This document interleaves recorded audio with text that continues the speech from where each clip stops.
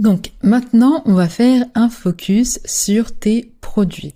Ce que je te conseille de faire, c'est d'avoir comme moi un petit peu un Excel avec toute la liste de tes produits. Ça va te permettre de réfléchir à l'ensemble des informations qui doivent se retrouver dans le Shopify. Donc là, j'ai fait une template Excel liste produits que tu pourras retrouver dans la description.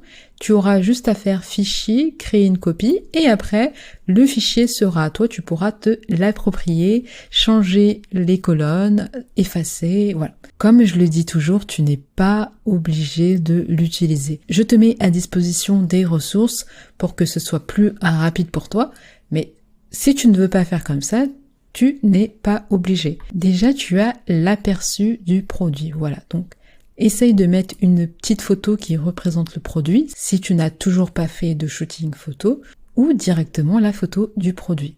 Donc moi, ce que j'ai fait, c'est que j'ai fait insertion, image, insérer une image dans la cellule. Et après, tu peux venir choisir tes photos.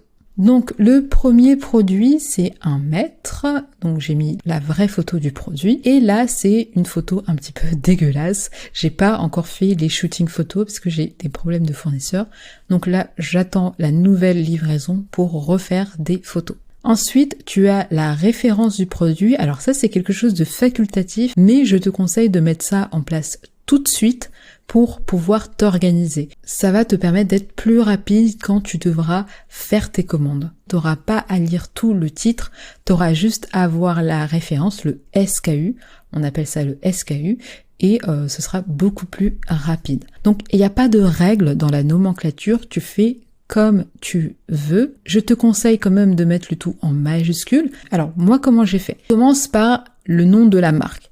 Donc c'est Brown Era, parce que peut-être plus tard, je ne sais pas, je vais vendre des produits d'autres marques. Ensuite, c'est la catégorie. Donc comme c'est un accessoire, je mets A pour accessoire. Mais j'aurais pu mettre ACC pour accessoire ou autre chose. Ensuite, je mets un tiret et là, je mets le nom du produit, bien sûr, de manière raccourcie. Ensuite, je mets un tiret pour la taille et un tiret pour la couleur. Moi, c'est comme ça que j'ai choisi ma nomenclature. Toi, tu peux faire comme tu veux et tu n'es même pas obligé de mettre la référence, mais je te conseille quand même. Ensuite, tu as le titre. Alors le titre, il faut bien réfléchir au titre parce que c'est important pour ton référencement, mais c'est également important pour le client pour qu'il puisse comprendre directement de quoi il s'agit. Ensuite, tu as le prix d'achat, le prix TTC. Alors, j'ai fait un mini cours sur comment fixer le prix de vente TTC pour un produit. Si tu as des difficultés par rapport à ça, n'hésite pas à aller consulter mon site internet magify.fr. Tu verras tous mes mini cours. Bien sûr, j'ai mis des faux prix.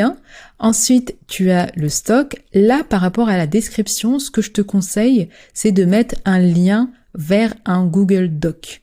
Donc, par exemple, là, j'ai mis ça comme ça. Donc là, tu mettras le titre. Bon, c'est pas le bon titre parce que j'avais un autre produit. Je l'ai changé pour la vidéo. Et ensuite, tu fais partager. Tu mets copier le lien. Et ensuite, ici, tu pourras venir copier le lien. Comme ça, quand tu vas cliquer ici, tu seras directement redirigé ici où tu pourras tranquillement écrire toute ta description. Ensuite, tu as la variante de couleur et la variante de taille.